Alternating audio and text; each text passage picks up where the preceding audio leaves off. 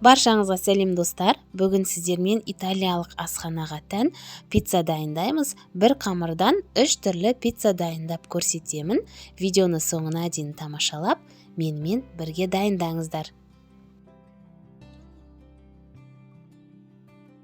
Қамырын дайындау үшін бізге жарты литр айран, 4 ас қасық өсімдік майы, және 1 пачка қопсытқыш, және 1 шай қасық тұз қажет болады. Барлығын жақсылап араластырып аламыз. Құрамына қопсытқыш қосылғандықтан осындай реакция пайда болып көпіршіп шығады. Енді ұнды аз-аздан сала отырып, жұмсақ қамыр илейміз. Қамыр тығыз және қатты болып қалмасын. Міндетті түрде жұмсақ етіп илеңіздер.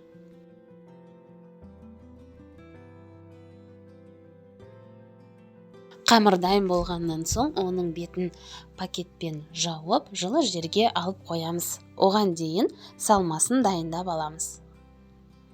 Қамыр дайын болғаннан соң, тағы да оның үстінен 1 ас қасық сұйық май қосып, жақсылап осылай илеп аламыз.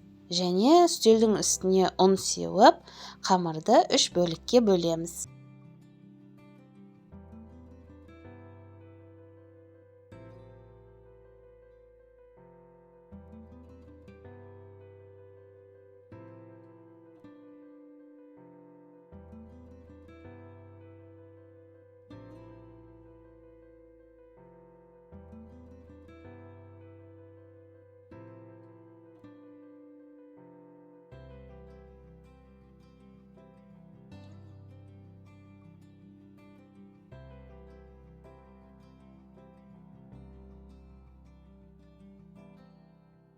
Ең алдымен мен пепперони пиццасын дайындадым.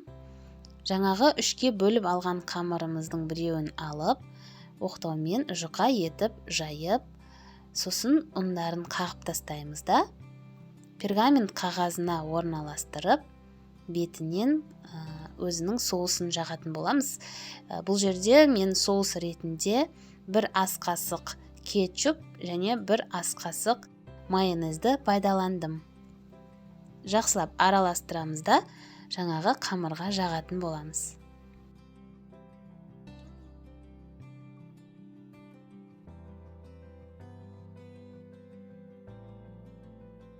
«100 грамм қатты сұрыптағы ірімшікті үккіштен өткізіп, бетіне себеміз.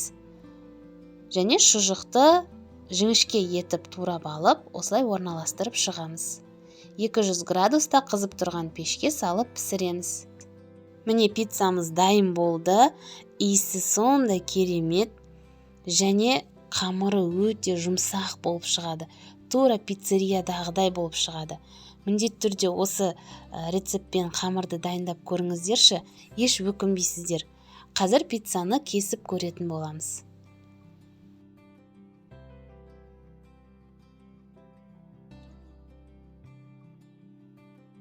Міне қараңыздар, қамырдың жұмсақтығы видеодан ақ байқалып тұр.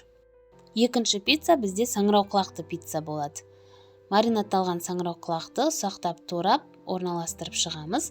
Және тәтті болгар бұрышын қойып, бетіне ірімшікті сеуіп, тағы да сол 200 градуста қызып тұрған пешке салып пісіріп аламыз. Негізі пиццадағы басты ингредиент бұл ірімшік болады. Сондықтан салмасына өзіңіз қалаған тоңазытқышта бар заттарды қолдана берсеңіздер болады. Мысалы, піскен ет, тауық еті, қазы салсаңыздар да болады. Міне екінші пиццамыз да дайын болды. Қазір бұны да кесіп көрсетемін.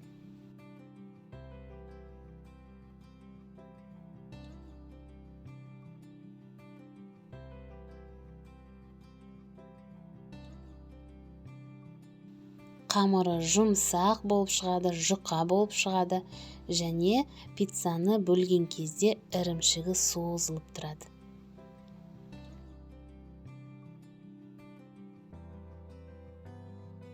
Ал енді ең қарапайым маргарита пиццасын дайындаймыз.